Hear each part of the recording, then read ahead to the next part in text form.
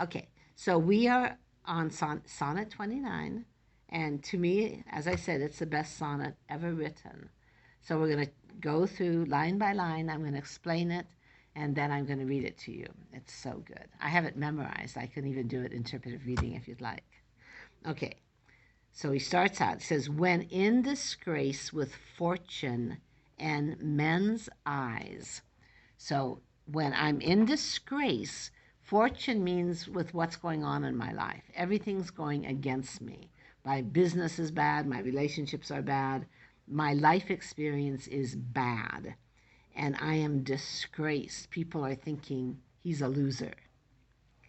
And men are looking down on me. I all alone beweep my outcast state.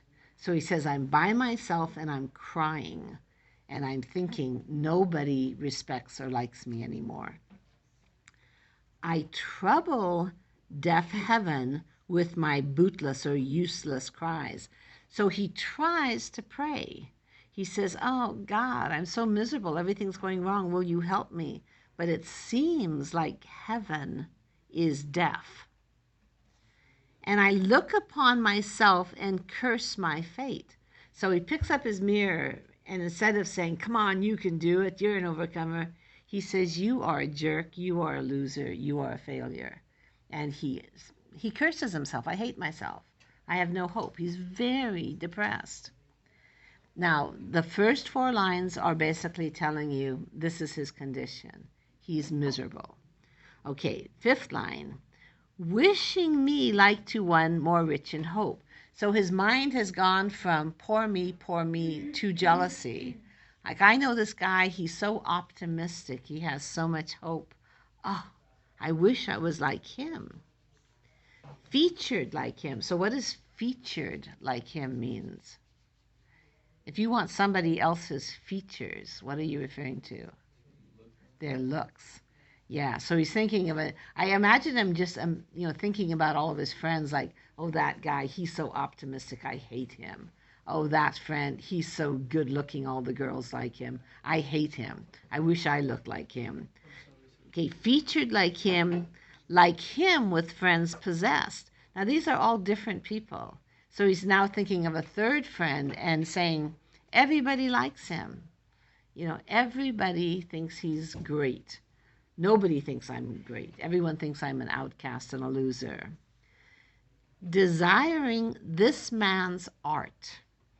So he's thinking of another friend number 4, and saying, he's so artistic. He's so creative. Why am I surrounded by such amazing people and I'm such a jerk? So I wish I had the skill and the creativity. And that man's scope means vision and insight, intelligence. So friend number 6, that guy's brilliant. With what I most enjoy, contented least. Now this is really powerful because he says, I used to be able to enjoy some things. Maybe he enjoyed having such cool friends. Okay, but now he says, everything that used to give me pleasure now makes me mad and sad. It doesn't make me happy anymore. Like, maybe he used to be able to go out and do some sports or go for a walk or play with his dog or, there were things that used to give him joy. And he says, now they just make me mad. There's no contentment. Yet, in these thoughts, myself almost despising. So he says, I'm thinking of all this darkness and negativity, and I'm just hating myself. I just hate myself. I hate my life. I want to die. Okay. Haply or suddenly, I think on thee. So he's in this. Well, the thee could be, or it could be God. It could be his best friend. It could be his British literature teacher. It could be his mama. We don't know who it is, but I think it's her.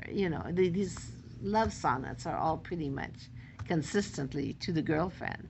So suddenly I think about you, and then my state, then my condition, like to a lark, a bird, at break of day arising from sullen earth, sings hymns at heaven's gates.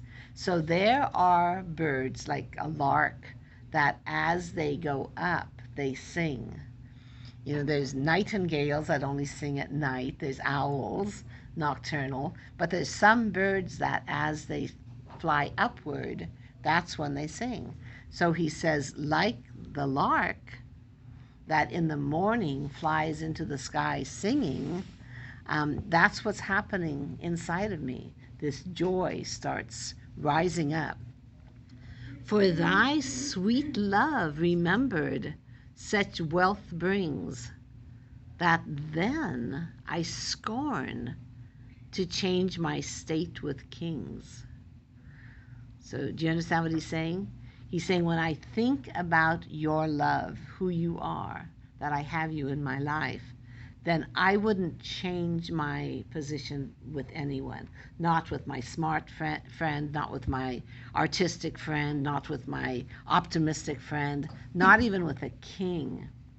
I wouldn't change with anybody because